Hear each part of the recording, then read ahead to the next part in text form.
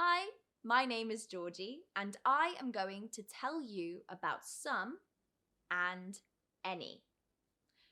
What is the difference between some and any? Listen to these three sentences. Here are some books. I can't see any books on the table. Have you got any books in your bag?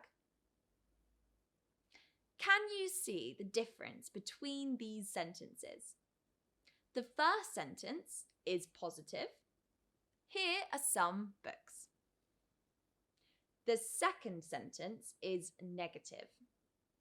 I can't see any books on the table. The third sentence is a question. Have you got any books in your bag?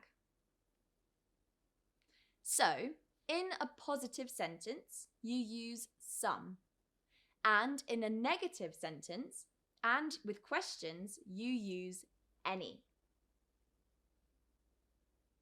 Let's look at some more examples.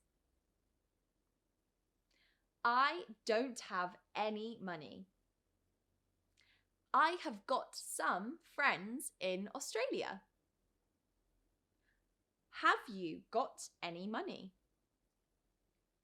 So, use any with questions and negative sentences.